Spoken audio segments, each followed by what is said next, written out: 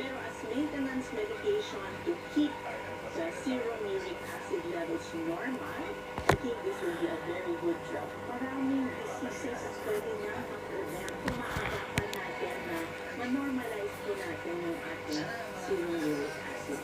So lifestyle, diet, exercise na yan, important para yung joints natin na move natin. Lots of water also para mailabas natin.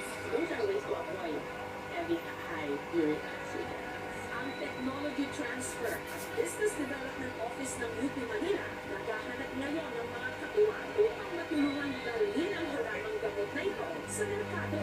It is really the vision of the Institute of Herbal Medicine na makadevelop tayo ng safe, effective, and affordable herbal medicines. Gusto natin maging self-sufficient. Hindi tayo import ng mga gamot. Hindi naman magkaka-scarcity. Suot na dali ko. Nasuot mo dahil. Sulat na mga listahan ba? Kwarta na ba? Kwarta. Isa to, ma? Isa ko siya, ma? 16.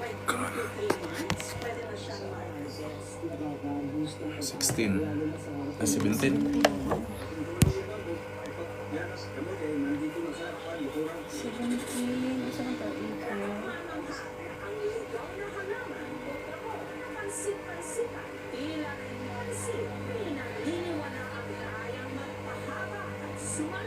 Ba, uric acid. Grabe. Ano din ang kana, uric acid, mahubag yung mukha. May ano ko doon? Da.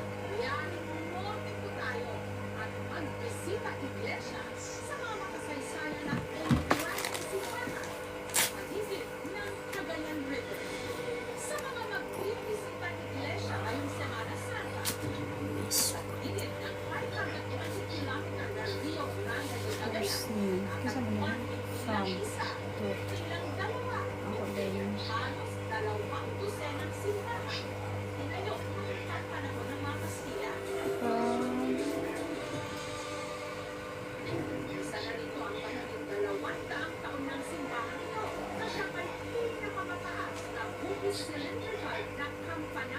From to ako din.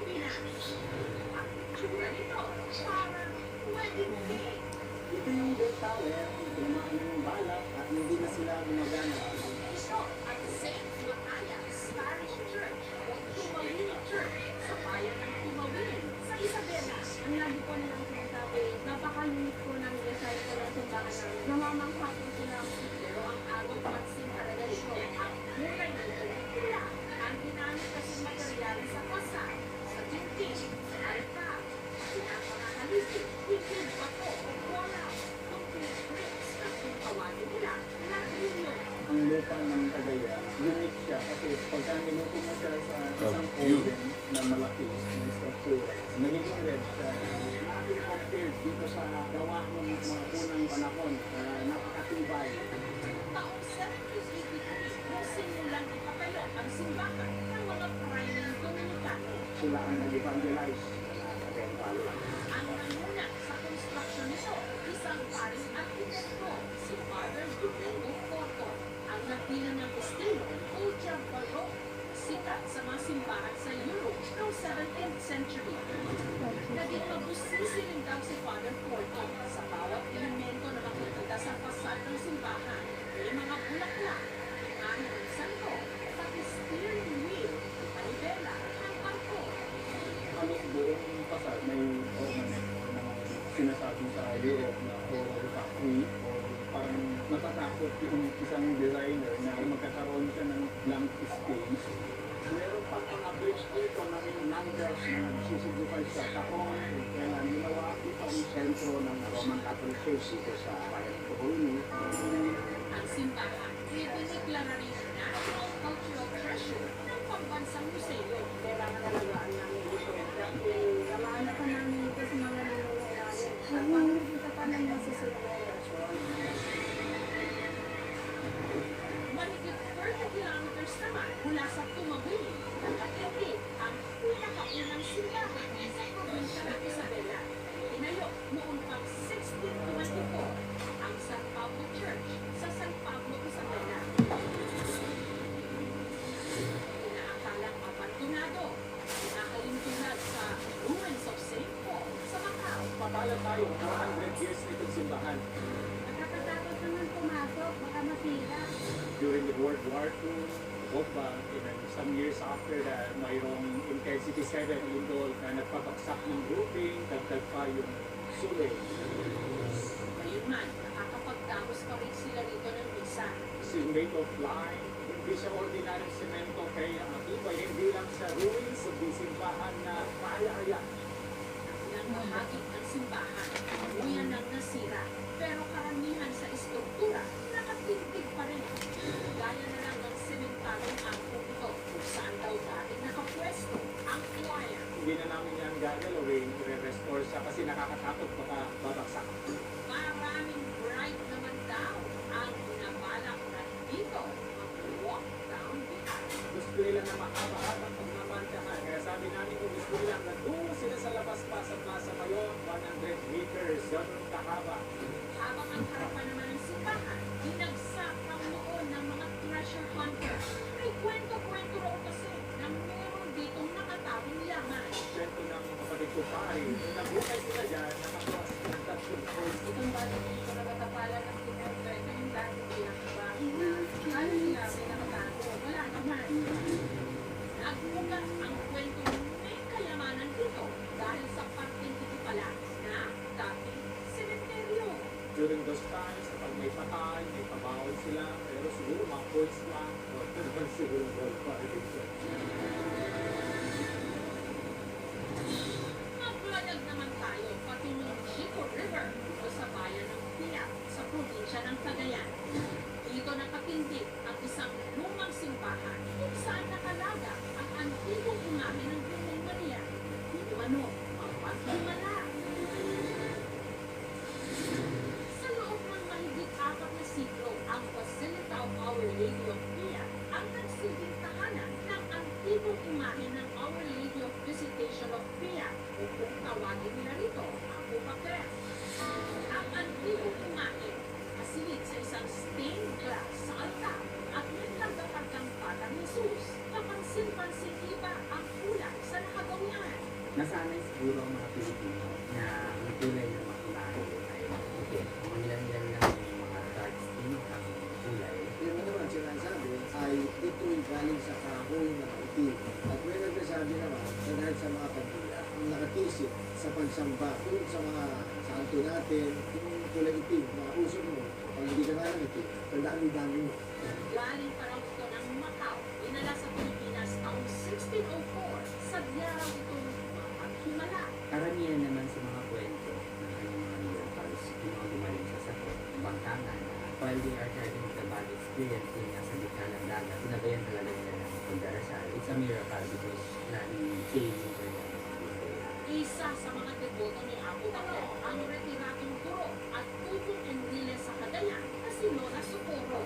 Kahit namamaga mga tulog ko na yan, get up and attend the first class, walang sasakyan mo from Enrile to Piat. Imagine how many kilometers. May kwento-kwento rin na si Apo Bakret. Gala, sinananda, nga mapanuyat niya, kenna, kan amor seko. Aruyat din ang mapiyana nga matakit, nga umang mapasya kan ibina kanya. Nung nabiyudang araw si Lola Efigenia, kay Apo Bakret niya ipinagkatiwala ang buhay nilang mag-iina. I have 9 children. Hirap na hirap po ang magkawan ng mama ko, nakatapos silang lahat. Ang mayayamang kwento ng makasaysayang mga simbahan na Sumusulat sa libro ng Spanish architect at author na si Javier Quijo. When I got this time in the Philippines, I was really very surprised at this building. I started to be interested in the heritage of Filipino churches. I think it is important to know where it comes from. It's important for Filipinos because we talk about their identity. Cagayan Valley, yung mga settlements niya, katabi ng Cagayan River, ang ilog, ang pinaka-efficient na highway ng mga tao dito sa Cagayan Valley. Ang isang problema, ilang tradisyon ko para maalala mo ang hiwaga ng iyong pananampalataya at saka pagbabalik mo sa Diyos na ma-recognize doon sa iyong pagwalo sa mga simbahan. Tatlo pa lang yan. Sa mahigit na 20 simbahan sa ilog ng Cagayan, marami pang ibang pwedeng puntahan kung saan maaari tayong magnilay-nilay sa mga bahagi-dalanginang hitik sa kwento at kasaysayan.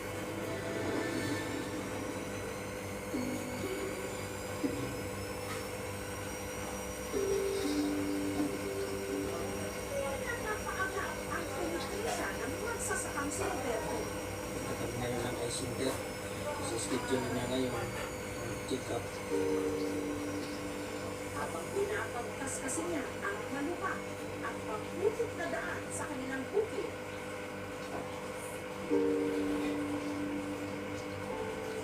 Nakasampa sa kanyang likod ang misis niyang si Arlene na hindi nakalakad. Ang kaliwang bintik kasi nito, putol. Pabigat sa puto ko na nagkaroon nangyari sa tawa ko. Ang kanyang misis na kanya rin mundo. Pasan-pasan ni Roberto. Tanggap ko kung ano yung kalagayan ng tao ko, kalagayan ng pamilya. Pagabot lang ako sa ulo ko. Ikaw, hanggang saan ang kaya mong pasanin? Sa ngalan ng pagmamahal.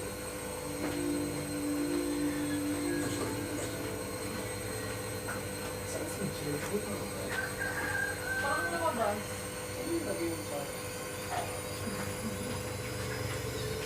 Yung araw na yun, si Roberto papunta sa health center para kukuha ng libreng gamot para sa kanyang misis.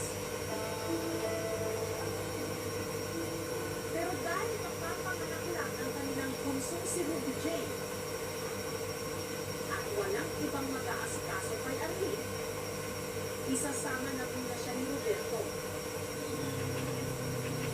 Isinuot ni Roberto sa kanyang misis ang luma ng itong artificial leg. Kasi yung ano niya pa, hindi nakakaramdam. Pag ito yung ginamit niya, nahulog. Yung medyas niya, ginamit ko na support na para masukat. Para hindi siya mahirapan sa pagpasag sa kanyang misis na 57 kilos o mahigit isang sako ng bigas ang timba. Ano sama siya doon? Puto lang tayo. Ginamit si Roberto Putol? na Kay? shoulder pad. Ang sakit siguro. Huwag man nakuan pa. Muna yung kan. Basakan pa rin mo agi. Ay. No. Lapok kayo. Mardalan sa ingana mang kuyan sa una. Eskwela ko guys kan. Ako sa Elementary high school. Ingana, magtiniil ko padulog kalsada. Yan ang sabi doon. Ingana dalan na mo. Kay kibabe ka sa una no, wala na ba karon na krasa simentado na. Ingana gyud ang agyanan na mo sa una. Mo gay pero mga kabataan karon dimotor na do. Dimotor. Simentado na samantalang tayo sa una magingana ra jud. Bitbit na akong sapatos. Naka-shirt ko kay ang pantalon dito na sugon sa kalsada. Sa Yan ang mong purok. sabi, Sa mong purok kay namay kuan sa purok may bumba ba dito ka manghugas. Dito tayo maghugas tayo sa ano, mga sapa-sapa. Sapa-sapa oh. Irrigation. Wala mga tiil daw, wala yung tiil kabaw. Ingana gyud mo bago ka makaabot sa kuan kalsada. Uwi yan, no? Buti lang yung asawa no, kuhan tayo. Paminsan-minsang humihintok si Roberto para mag-abol ng hininga. Kaya ingana gyud kuan sa bukid ba. Lalo na tig-ulan Ginoo ko. Lapok kayo. Ano dyan ang paglanan sa una ba? Narating ng mag-asawa ang Ano po Pero mo? mas lami, mamutot mo. Nga na mo, naikuan, di na kalsada, nanay irrigation, di mahugas, nay puro ka mo ha. Kaysa magpuyo kag ano, city.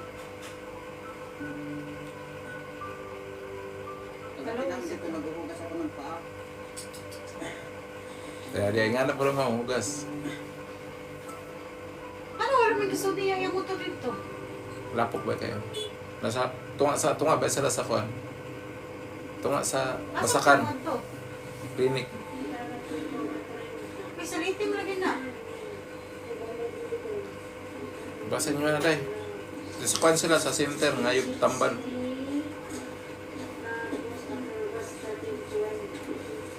Dahil pag lagi mo na kumain, dahil. Dahil lang bala yun, sa tunga sa Basakan. Bantok na, para sa mua. Sorry, dahil. Para sa mua, sa tunga sa Basakan. Sa amin, ano dyan karon pero karon na dyan na at bang namin sa kuan. Ako kay kuan na. Ihawa namin, namin sa kalsada. Pare po na. Di mo rin ako namang balay, pero Nanay kalsada? Tangan ng kalsada. Mawala. Mo nang Basakan na mo gamay. Kay tungod sa ano. Amo ni bali namin sa kalsada kay di man to mong yuta gud. Nakikuan rami, nakipuyo. Mo nang Basakan sa akong lolo ni gamay na siya kay butangan magdakong. O pa man na nahinog yung giharbis, ngano man na. Mga gali. Ngani man nagi harbis nga hilaw pa man na.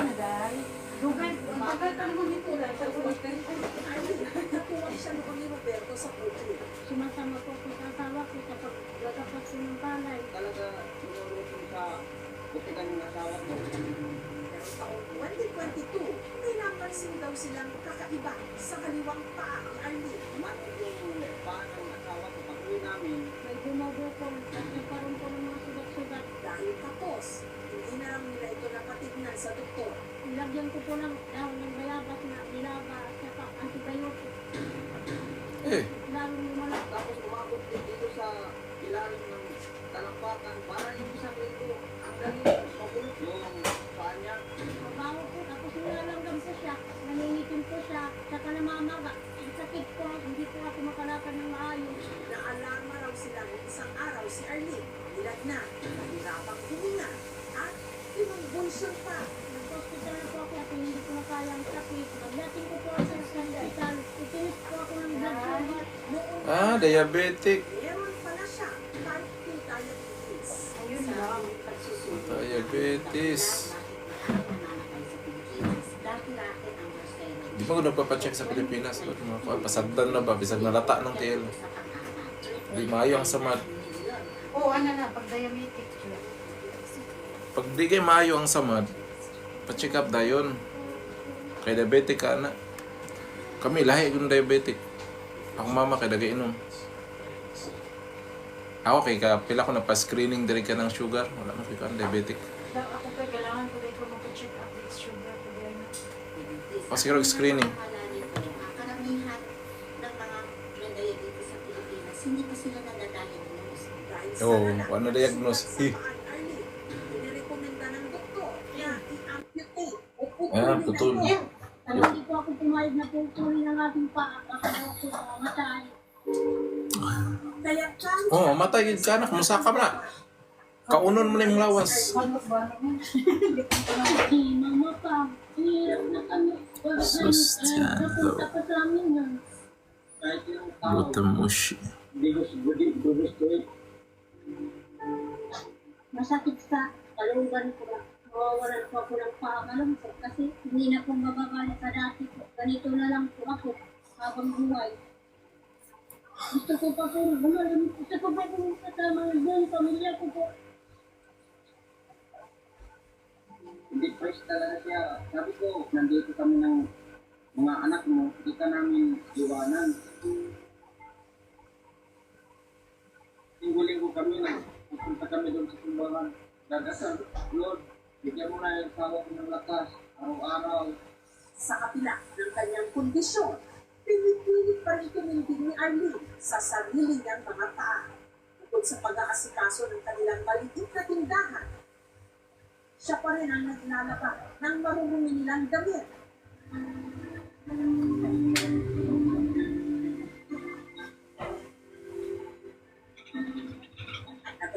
sa anak ni Ruby Jane sa tuwing meron itong klase. Surprise ko na rin.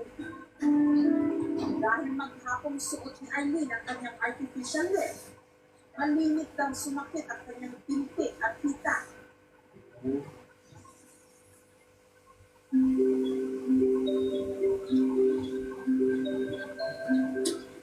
Kulang nakaraang buwan, kasama ang ilang emergency responders mula sa kanilang munisipyo. Sinamahan namin sina Roberto sa check-up ni Arlene.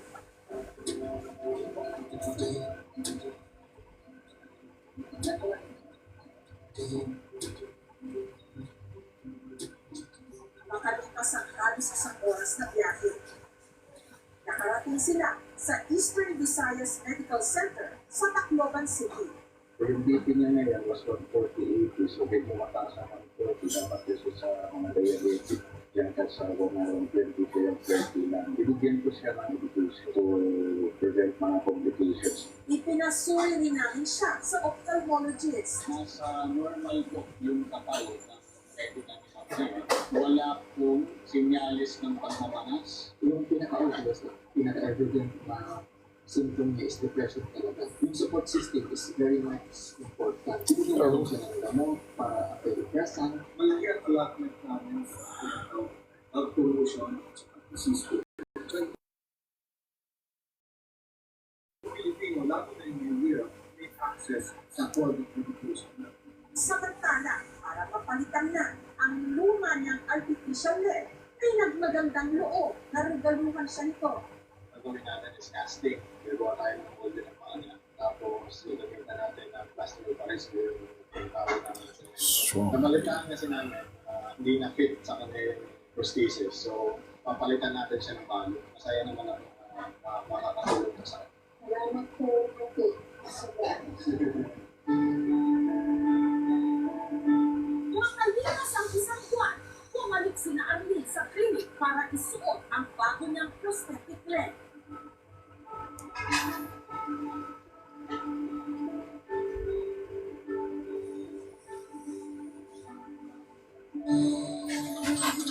Ang local government unit naman ng Pastrana, bigay ng karagdagang gamot at sari-sari store supplies.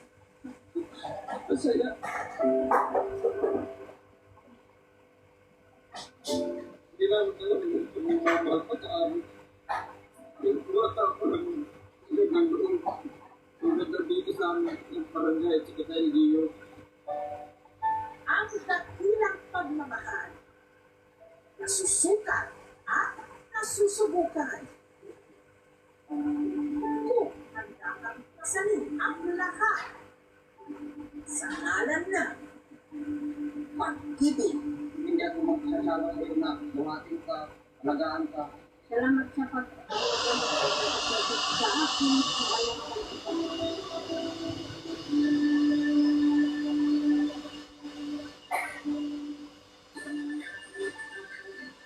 Isa siya, pinakamakikit na kabusong living yan ngayon, si David Licampo. At ngayong mahal na araw, si David, meron daw ikukumpisan. May ilan tinatamaan ng kasakiman. Ano ba yan? Nais siya masolo. Kinanigigitan ang tinatamasan ng kasikatan at gusto ng mga negosyo. At kahit pang-wholesome ang packaging na ngayon sa sampayanan, patuloy pa rin nagnanasaan. Maraming araw ang nagkakasala ng dahil sa'yo. First time, o pambansang ito, David Licauco. Somebody say, Bobby, that's what it is. Si David, bibida na rin ngayon sa pinakabagong handog ng Jenny Pictures, ang comedy satirical film na Samahan ng Mga Makasalanan. Ito hindi tayo gumawa. Church mo. Dahil mahal na araw na at panahon ng pagtitika, si David may mga ikukumpisan. Ilan ng babae biniyakan mo? Aba, nagbilang. Kailangan natin balikan. May mga natutulangan daw sa pag-arte mo. How do you react to that? Can you tell us about what happened? You almost died. Yeah. Ikaw ang dahilan kung bakit nag-break si Barbie at saka si Jack. Ito yung context, diba? So, ginamit si David dito sa KNJS. Nakapagpahati ka ng tao. It's an honor for me. Pero unang beses ko pa lang siya makaka-one-on-one interview. Well, oras na para sa True Confessions. Mr. David Licauco. David, salamat sa interview na ito. Salamat din po na interview mo. Marami ka raw ipupumpisan. Pwede po sa inyo. Una, ipumpisan mo nga kung sino si David Licauco. Ako po ay isang entrepreneur, anak sa magulang ko na si Eden at Jolan Licauco, and a friend. Let's talk about your movie first. Ang Samahan ng Makasalanan. Ito po ang Samahan ng Makasalanan na ipapalabas po sa April 1925. The first book is Alam Cruz. Right now, over to its And I come to a new city na ang mission ko was to be the best.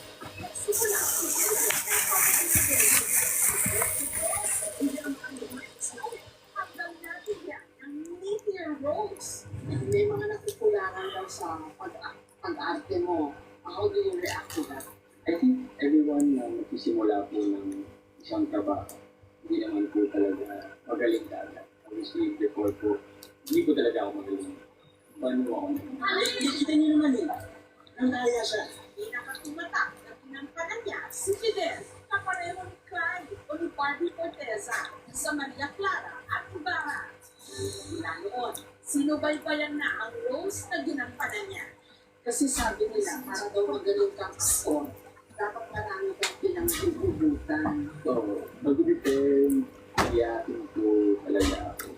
Iyakin mo. Last time nag-date ko sa Australia, iyak po ako.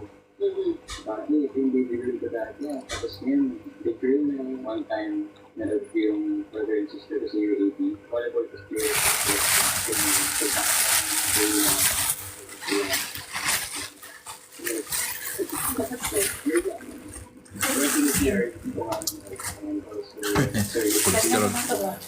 Patay na walang. Namin siya doon. Crispy tayo. Napa dyan yung free sopa. Ilang beses ka na relationships. Hindi. Hindi nga Ilan David ang siya. babae iyakan mo? Aba, nagbilang na. Kailangan natin balikan. Lamang. Ilang.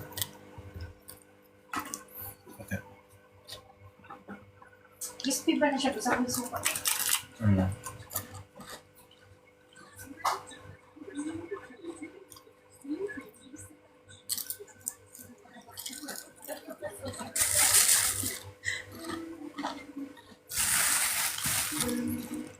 Said he was able to teach his